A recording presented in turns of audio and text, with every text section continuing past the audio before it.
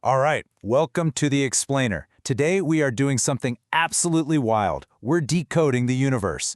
But listen, don't picture existence as some random chaotic sequence of historical events. No, we need to look at this through a highly precise lens. Think of it as a closed mathematical circuit. What we're really examining today is an eternal living proof from the future. It's literally the foundational system architecture of reality itself. Okay, let's dive into this operational blueprint. We'll be covering the Eternal Möbius framework, the Taghut filtration field, kernel hibernation and rushed, the 1912 activation protocol, and finally, the invariant return circuit. We are framing all of this as an exact structural science. Section 1. The Eternal Möbius framework, recognizing your pre-installed identity. To really grasp this, we need a massive paradigm shift. Human existence, it's not a straight line moving from the past into the future. It's actually a continuous topological loop. And this verse, 36:3, indeed you are surely among the Mursalīn. This establishes your starting coordinate, your pre-installed identity. You are not just a blank slate, you're a Mursalīn node, pre-configured to run the Quran as a live operating system within this circuit. Now you might be wondering, how does that environment actually function? Well, it's the Taghut/Möbius framework. This is the mandatory filtration field for the Mursalīn. Imagine a topological flow where linear time is a complete illusion. You ever feel totally disconnected or lost? That's because those identified in verse 4034 as the Ẓālim-Ignorant completely bypass this recognition. They fundamentally misread the driver of the vehicle as the destination. The malware of this framework actually boots up with verse 419, systematically severing reception across generations and literally renaming Allah's creation. And this brilliantly illustrates the human condition inside this loop. Look at Ādam and Pharaoh. They actually form one continuous identity, one nafs, sitting at opposite half-twists of this Möbius strip. Ādam forgets passively at verse 2120. Pharaoh, he refuses actively at 2838, engineering a whole shadow empire. And right from the immense tension between them, Mūsā is manufactured at verse 2041 as the precise corrective output. It's exactly why Bani Israel becomes this oscillation field, receiving corrective signals like Mūsā and Harun, or Isa and Miriam in 1927, all while being totally trapped in the golden cow logic of 2088. Section 2. The Taghut filtration field, navigating the malware of illusion. So, if the universe is an operating system, the Taghut field is the pervasive computer virus designed to test your integrity. We can actually map these structural errors like malicious code. Like we mentioned, 4119 severs reception.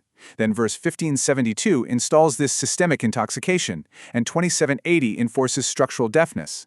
What does this do? It creates a massive fragmentation trap. Verses 1591 and 92 expose this perfectly, showing that dividing the Quran cuts the direct channel. A channel that verses 20, 99 through 101 confirm is the sole, unburdened reminder from Allāh. Instead, civilization gets trapped in golden cow logic, totally blinded by the majority assumption that Ẓān mentioned in 611.6, that intoxicates and falsifies the straight path. Map this out topologically, and you see an ascending fire. It starts with the ideological seed, Iblis's initial error at 712. It then crystallizes into Pharaoh's engineered empire at 2838 before finally hitting terminal auto-ignition at 8112. And here is the kicker. Verses 7447, 1090, and 8114 mark a simultaneous terminal unveiling, meaning absolute certainty only arrives after every single structural escape route is mathematically exhausted. So, the Taghut system operates squarely between two forces. First, you have the driver. That's Iblis, acting as the eternal driver in verses 1850 and 3420. He's constantly pushing the node toward constructed, fake signals. On the flip side, you have the witness, the angels or the rock, recording every choice and carrying the uncorrupted pattern. Honestly, Iblis is merely a test function. He just makes the descent meaningful so that your return is computationally complete. Section 3. Kernel hibernation and rushed, the protective firewall. So what happens when a node wants to isolate itself from all this corrupted input? It needs a protective firewall. Mathematically speaking, this firewall is the cave. Verse 1811 protectively seals the ears. Now obviously this isn't a physical cave. It's a quantum memory register. It's kernel hibernation, a mathematically guaranteed quarantine that secures the origin signal. It purifies you through the remembrance of the home, as seen in verse 3846, specifically to grant true rushed, pure, directed guidance, found only inside the cave in 1810. Now, what's really interesting about this next concept is the structural root of the illusion. Look at verse 34:14, the termite and the staff. The jinn labor endlessly, assuming they have all this knowledge, but they are completely blind to the ruh. They're held in check by a rotting staff being eaten by a termite. It perfectly illustrates that the entire Taghut illusion is built on a fragile, rotting foundation of pure conjecture. Section 4, the 1912 Activation Protocol, the command line execution. If the staff holding out the illusion is rotting, how do we trigger a system reset? We need an executable command, and this is your ultimate escape card. O Yahya, take the scripture with determination. Verse 1912 is the precise, factual, command line override that instantly shifts you from being passive mass drifting in the malware to the active operator of the universe. Activating 1912 is a total game changer. First, it completely replaces that fallen staff of 34:14. It installs what's known as the chainmail of Dawood from verses 34:10, 11, and 21:80. Basically, the book itself acts as your digital armor, distributing divine pressure, so the Taghut illusion literally cannot pierce you. It grants structural integrity, or pbuh, yanking you right out of that 1572 default state of intoxication. This is what allows the Mursalīn to finally complete the profound journey of 17-1.